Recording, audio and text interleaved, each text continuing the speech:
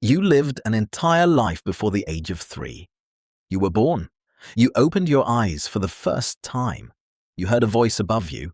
You felt warmth for the first time and had no word for it. You felt cold for the first time and had no word for that either. You cried and someone came. You smiled and someone's whole face changed. You took your first steps.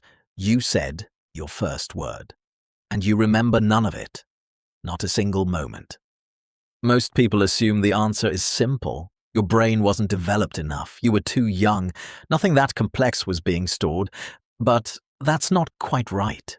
Because your brain wasn't failing to record your life in those years. It was recording everything, every face, every voice, every moment of warmth or fear or comfort, all of it landing, all of it shaping you, all of it going somewhere. The memories were there. Something destroyed them. This is almost exactly backwards from what most people assume. The first 2 years of human life are neurologically the most intense period of experience any human being will ever have. Your brain was forming 1 million new neural connections every single second.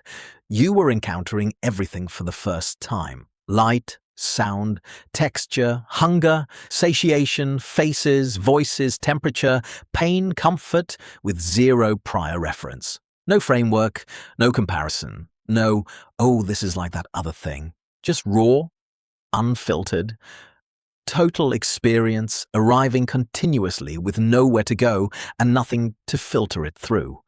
If you could somehow feel what a 2-month-old feels when they see their mother's face, the intensity would be overwhelming. Not because babies feel more deeply than adults in some poetic sense, because every single input is completely new. The brain has no existing pattern to match it against. It has to process everything from scratch every time. The world arrives at full volume, full brightness, full weight all at once. And you remember none of it. The reason has a name, infantile amnesia, and for most of the history of psychology, nobody really understood why it happened. The first serious attempt at an explanation came from Freud, who believed infant memories existed but were actively repressed, pushed down into the unconscious because the experiences of early childhood were too intense, too primal, too threatening to be allowed into conscious awareness. He thought the memories were there, buried, driving behavior from beneath the surface. He was wrong, but not entirely wrong in the way people think. The real explanation is structural. It has nothing to do with repression or trauma or the content of the memories. It has everything to do with the hardware. There is a region of the brain called the hippocampus. It sits deep in the temporal lobe, and it is the brain's primary memory consolidation system, the structure responsible for taking experiences and converting them into long-term, storable memories. Without the hippocampus functioning properly, experiences pass through you and leave nothing behind. You can be fully conscious, fully present, fully experiencing, and retain nothing. In the first 2 years of life, the hippocampus is not yet fully developed. The neurons are there, the basic structure is there, but the hippocampus requires a process called myelination to function at full capacity, a biological insulation process where neural pathways are coated in a fatty substance called myelin that dramatically increases the speed and efficiency of neural signals. Without adequate myelination, the hippocampus cannot perform the consolidation process that converts experience into lasting memory. But here is where it gets stranger. The memories didn't leave nothing behind. There are 2 fundamentally different types of memory.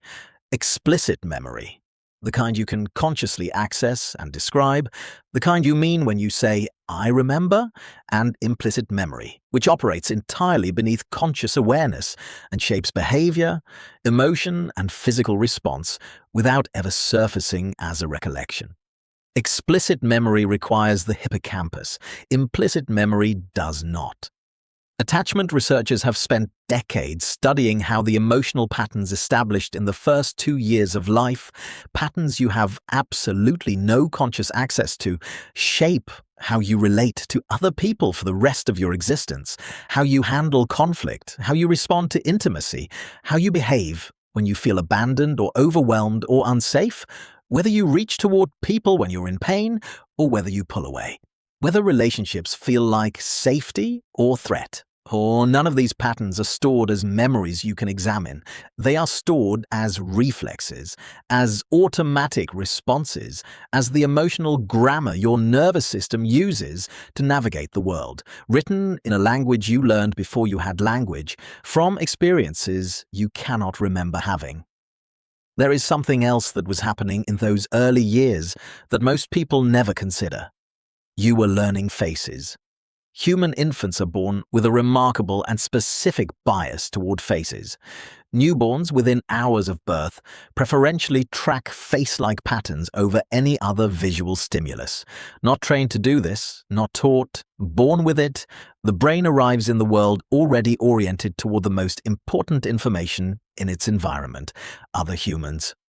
And in those first 2 years, the face recognition system was being calibrated with extraordinary precision. You were learning the specific geometry of the people around you, the particular way your caregivers' faces moved when they were happy, when they were worried, when they were distracted, when they were fully present. You were building a facial recognition and emotional reading system of remarkable sophistication. You cannot remember learning any of it, but the next time you read someone's face in a fraction of a second, that is the infant system running, built in the years you cannot access, still operating perfectly. There is one more piece of this that lands differently the older you get. You weren't the only one building something in those years. The people who took care of you, whoever they were, whatever they had, however present or absent, capable or struggling, they were experiencing something they would remember for the rest of their lives. First smile, first word, first step, the particular weight of you in their arms, the specific sound of your cry at 3 a.m. All of it encoded, consolidated, stored in their explicit memory with full hippocampal function. They remember the version of you that you cannot reach. The version of you that existed before memory is not gone in the way we usually think of gone. It didn't evaporate. It became the structure. It became the reflexes and the patterns and the emotional instincts that operate below everything else. It became the part of you that knows, without knowing why it knows, whether the world is safe, whether people can be trusted, whether you are worth being held. You just can't remember how you learned it. The first 2 years of your life were the most formative experience you will ever have. And you were there for all of it. You just weren't taking notes.